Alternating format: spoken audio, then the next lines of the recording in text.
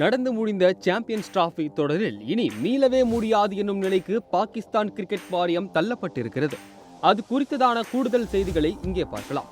1996ஆம் ஆண்டிற்கு பிறகு இந்த 2025ஆம் ஆண்டில்தான் PCB எனப்படும் பாகிஸ்தான் கிரிக்கெட் வாரியம் மீண்டும் ICC தொடரினை நடத்தியது.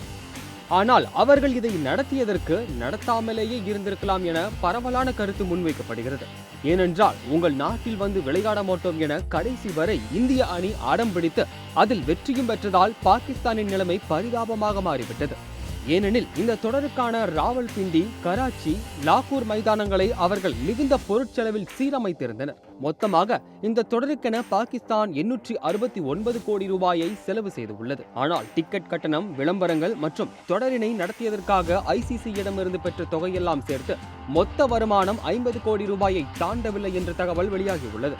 இதெல்லாம் கூட போனா போகுதுன்னு விட்டுலாம். ஆனா மழை காரணமாக 3 போட்டிகள் கைவிடப்பட்டதால் நியூசிலாந்து உடனான ஒரே ஒரு போட்டியில் மட்டுமே பாகிஸ்தான் அணி விளையாடியது. இதன் காரணமாக 869 கோடி ரூபாய் செலவழித்தும் ஒரே ஒரு போட்டியில் மட்டுமே விளையாடிய அணி என்ற மோசமான சாதனையை பாகிஸ்தான் படைத்துள்ளது. இதனால் தற்போது கடும் நெருக்கடியில் PCB சிக்கி தவித்து வருகிறது. அதாவது T20 தொடரில் விளையாடும் கிரிக்கெட் வீரர்களுக்கு ஊதியத்தை 90% குறைத்து வழங்கும் அளவுக்கு நிலைமை மோசமாகிவிட்டது என்ற தகவல் வெளியாகியுள்ளது. அடுத்தடுத்து விழுந்த அடிகளால் ஒரு காலத்தில் 5 ஸ்டார் ஹோட்டல்களில் தங்கிய பாகிஸ்தான் வீரர்கள் தற்பொழுது பட்ஜெட் ஹோட்டல்களில் தங்கும் நிலைக்கு தள்ளப்பட்டிருக்கின்றனர். எல்லாவற்றையும் வைத்து பார்க்கும் பொழுது இந்த பேரழிவில் இருந்து மீள்வதற்கு இன்னும் பல ஆண்டுகளாவது பாகிஸ்தானுக்கு தேவைப்படும் என்ற பரவலான கருத்து முன்வைக்கப்படுகிறது.